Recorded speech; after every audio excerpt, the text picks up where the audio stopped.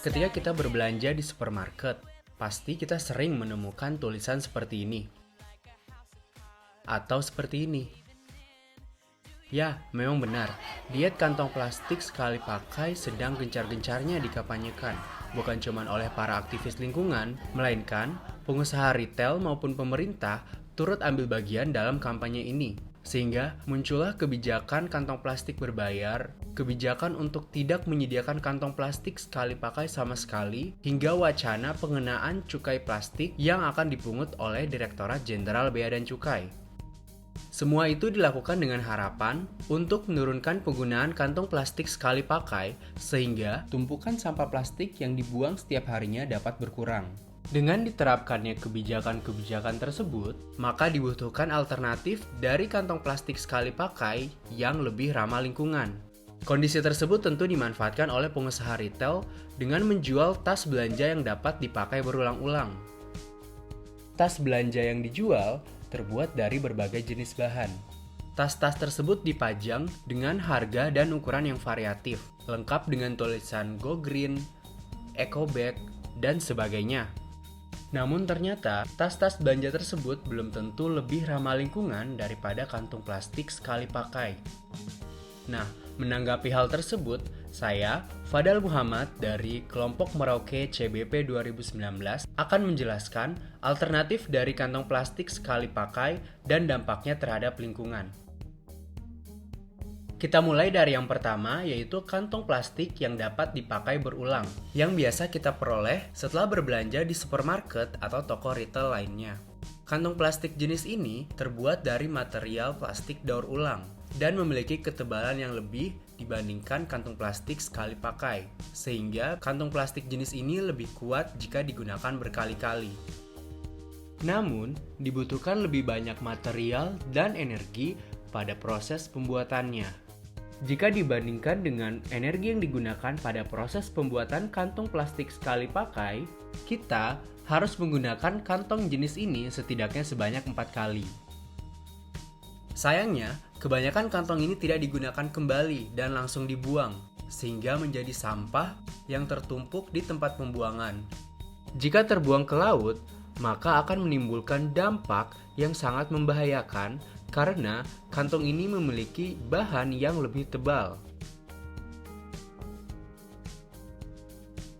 Berikutnya yang kedua adalah kantong plastik yang mudah terurai atau degradable plastic bag. Kantong jenis ini juga terbuat dari plastik dengan campuran zat aditif yang akan mempermudah proses penghancurannya. Apabila terbuang, kantong ini justru lebih buruk daripada kantong plastik biasa karena kantong ini terbuang dalam partikel yang sangat kecil sehingga meningkatkan kemungkinan untuk dikonsumsi oleh hewan-hewan, terutama hewan kecil, secara tidak sengaja. Yang ketiga adalah tas yang berbahan dari kertas. Kertas sering dikonotasikan lebih ramah lingkungan daripada plastik karena lebih mudah terurai.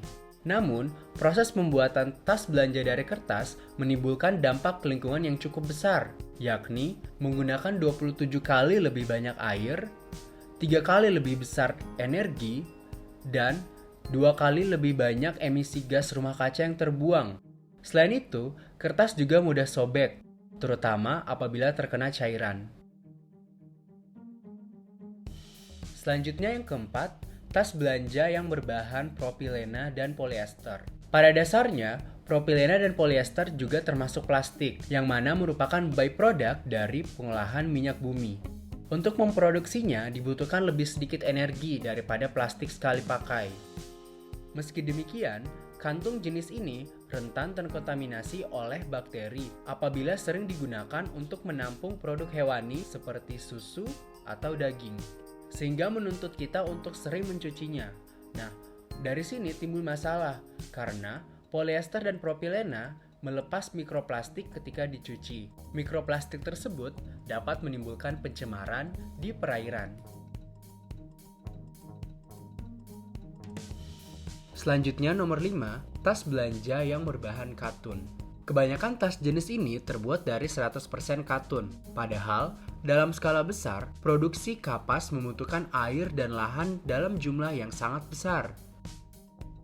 Sekitar 8 juta liter air dibutuhkan untuk menumbuhkan 1 hektar kapas.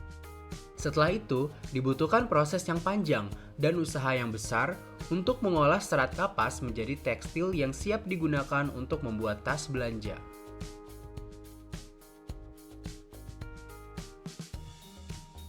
Jika dibandingkan dengan proses produksi kantong plastik sekali pakai, maka setidaknya kita harus menggunakan tas berbahan katun sebanyak 131 kali. Namun kabar baiknya, tas katun ini dapat digunakan berkali-kali hingga bertahun-tahun, serta tas berbahan katun aman untuk dicuci.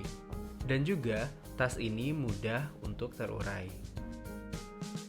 So, kantong atau tas belanja mana yang paling ideal untuk dikatakan ramah lingkungan? Ternyata, setiap jenis kantong atau tas belanja memiliki kekurangan dan kelebihannya masing-masing. Mau menggunakan kantong plastik sekali pakai maupun alternatifnya, kita tetap memberikan dampak negatif yang signifikan terhadap lingkungan. Namun, jika tetap memilih untuk menggunakan tas belanja yang dapat digunakan berulang, selalu perhatikan bahan atau material dari tas tersebut untuk memastikan bahwa tas tersebut aman untuk dicuci atau tidak. Kemudian, perhatikan juga proses pengolahan limbahnya. Dan yang terpenting, selalu bawa dan gunakan tas tersebut berkali-kali.